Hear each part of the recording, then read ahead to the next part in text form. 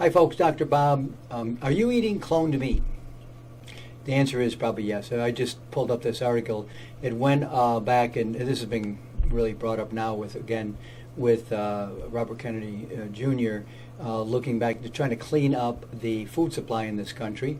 And somebody asked the question, are we eating cloned meat? Well, as you know, I'm a vegan, so I'm not eating cloned meat. And are they cloning vegetables? No, they're not doing that because there's really not a lot of money in it. Cloned beef, cloned meat of all kinds. Yes, probably you're eating cloned meat. That's what's in your supermarket. I go back to this, if you're going to eat meat, fish, eggs, and dairy, I would go to the local farmer.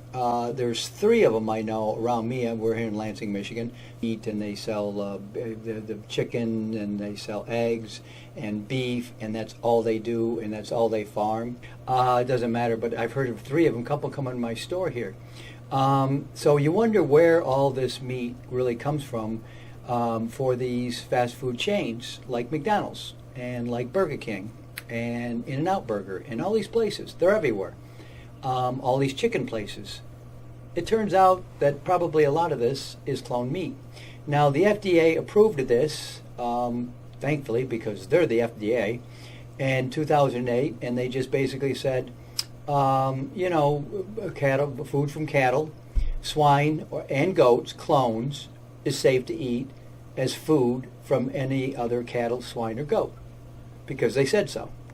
They used to be, the FDA started out just as an agency, and it started out really good, and they said, truth in labeling, okay? I get this all the time. They show up here, the FDA, in my store, and they show me their badges and say, here we are, we're the cops, and we're going to inspect your facility here, and they're here for hours, sometimes days, going through our records and everything, and they ask me all the time, is this product that you're selling, how do you know that's what's in there? So they're always asking me for testing. Now that's how they started out. Truth in labeling. You're selling vitamin C, how do you know it's vitamin C? Okay, and then it turned into something totally different, and that's when the pharmaceuticals took over, really say they took over the FDA. This is when the FDA went from a simple agency that said, what are you selling? I'm selling vitamin C, and I can prove it. And they said, okay, this isn't flour, this isn't sawdust. Yes, it's actually vitamin C, and you prove it. And then you say truth in labeling. Okay, that's fine.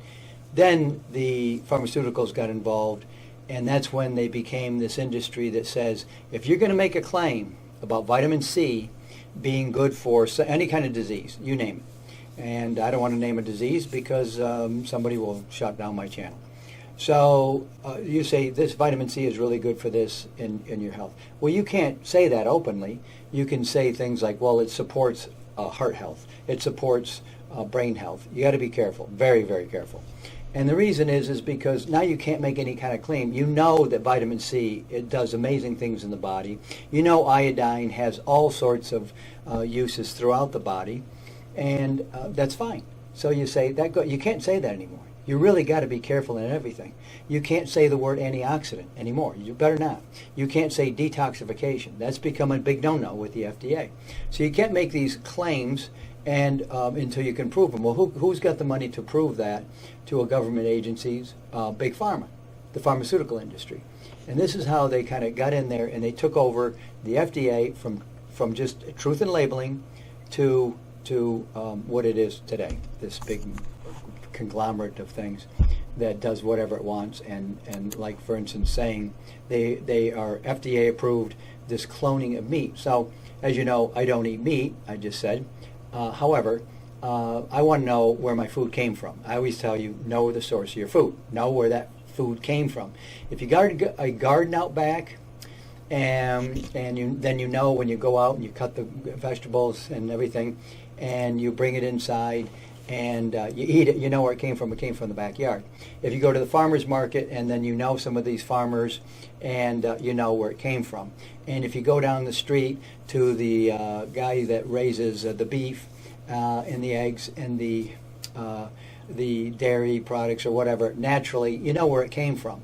But now we've got this cloned meat that's been out there since 2008, 2008. That's when they first started to put this in the market, and that's when they said, the FDA came out and said, yeah, you can eat any kind of cloned meat. It's identical. And even scientists now have determined that they can't tell the difference between a cloned piece of meat and just a meat from a cattle or a chicken or any other animal.